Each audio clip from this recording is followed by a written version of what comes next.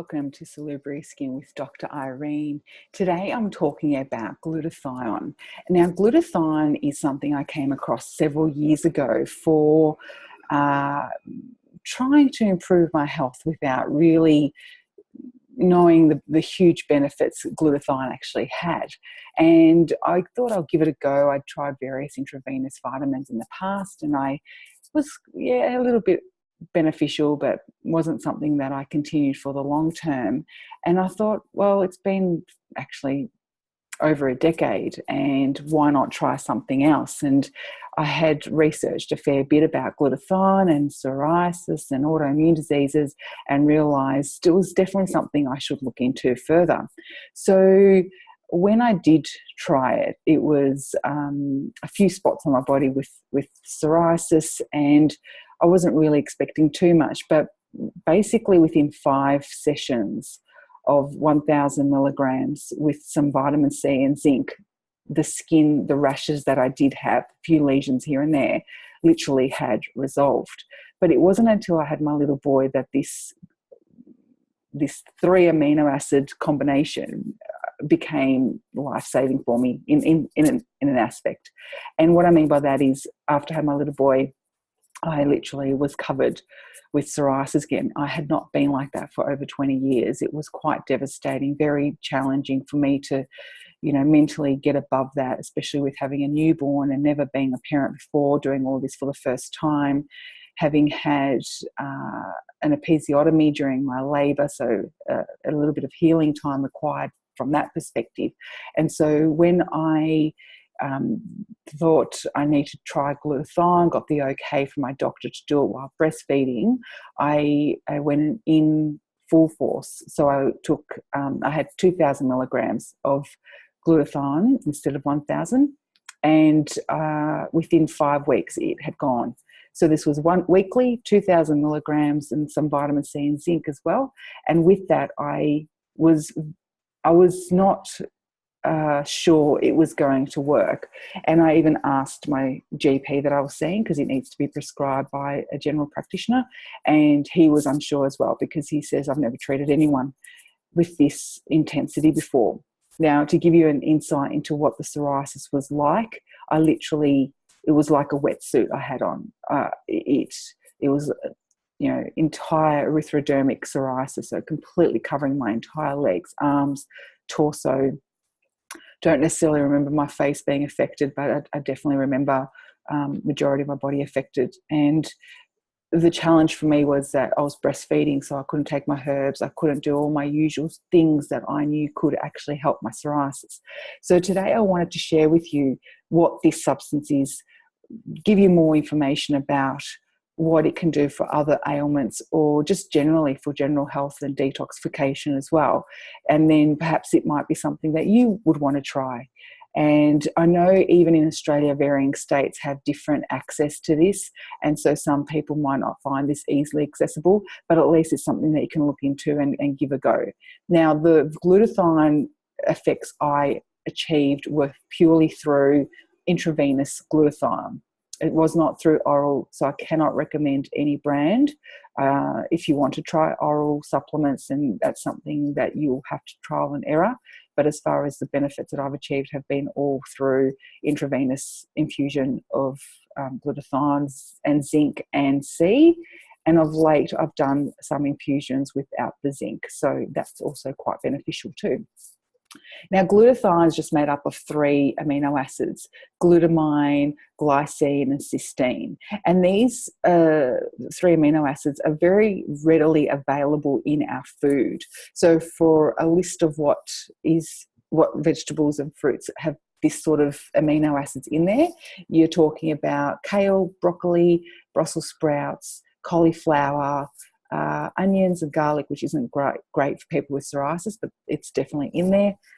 Cabbage, bok choy, watercress, mustard, horseradish, turnips, asparagus, peppers, potatoes, carrots, avocados, squash, spinach, grapefruit, tomatoes as well. Not great for people with psoriasis, but they are readily available in that.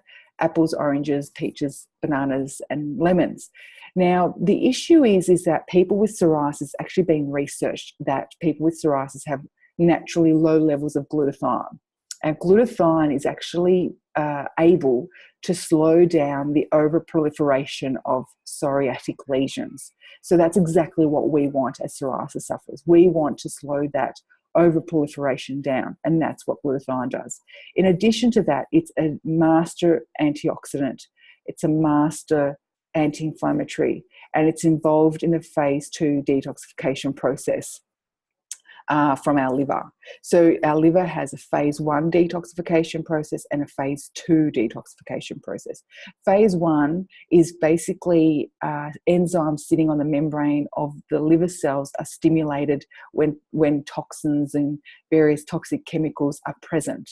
So the liver picks up these in our bloodstream, and phase 1 detoxification is all about neutralizing these toxins to make them not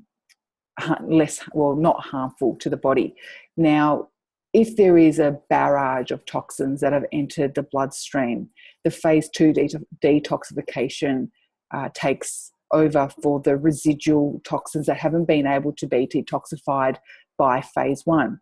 Now, phase 2 uses various nutrients for that, and glutamine is one of those nutrients. So glutathione is actually required for phase 2 detoxification.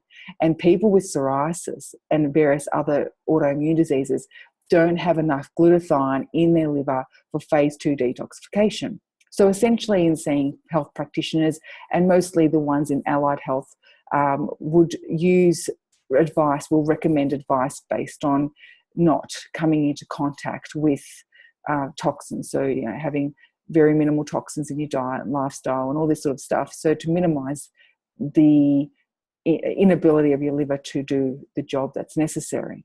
So we also must remember that when it comes to detoxing, if our body can't eliminate toxins through our bowel, the skin is another way of eliminating toxins. So we need to make sure that our bowel is working optimally and eliminating toxins. So if this is something that you're in the interim of doing, you're working towards healing your leaky gut and, changing your diet and changing your lifestyle, reducing stress, and all these real intricate lifestyle and dietary changes that you need to adhere to for long term, what glutathione can actually do is accelerate the healing process, get your skin healed quicker, get your illnesses improved quicker while you make those intricate changes, because those changes need to maintain forever. What the glutathione is simply doing is accelerating the healing process. So you wouldn't say, I'm going to stick with all these foods that I shouldn't be eating, like sugar and alcohol and dairy and gluten and all these things, and simply do glutathione. You're not going to get the results that you're after. What you need to do is use the glutathione as a stepping point.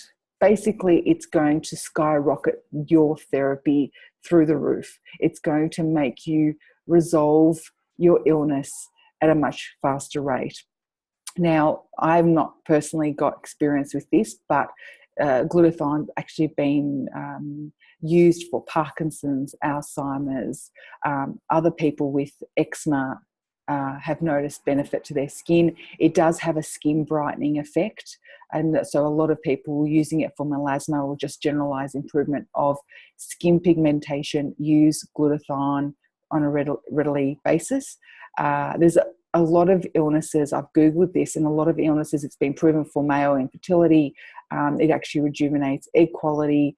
There's so many illnesses that it does. So if you don't have psoriasis, but you want to look into whether glutathione is something for you, just simply look into the research resources we have online and putting glutathione and your disease, whatever it is, and I think you'd be likely to find some benefit in it.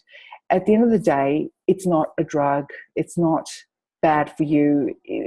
At worst, you're going to have better detoxification in your body, brighter skin, and less inflammation. So it's not something that is harmful, even if there's no documentation around that. It's certainly something I would encourage someone to give a go. Obviously, the downside is is that it is, I believe, best results are attained through IV infusion. That's just my opinion. But as far as something for psoriasis, eczema, skin diseases, any autoimmune disease, any inflammatory condition, it's remarkable. I would give it a go. So I hope you have found great insight into what I've spoken about today with glutathione. This was just a real quick video because, you know, I often see various things on social media and people struggling, and I just, you know, wish I could show them the benefit of glutathione and giving it a go, and the importance of staying strong and with that. So this is not meant to replace changing your diet, healing your leaky gut, changing lifestyle factors. This is something that's an additional resource. It's something that you can use from time to time. And once your skin is good, or once your health is good, you might decide to do it once every 4 to 6 weeks just to stay on top of things. It's not something you can be doing every day. Everything else needs to be set as your daily activities. And this is just an additional benefit. And here in Australia, it is something that's only recommended by general practitioners. So you need to find somewhere that does that. And obviously someone who understands your health condition is beneficial as well.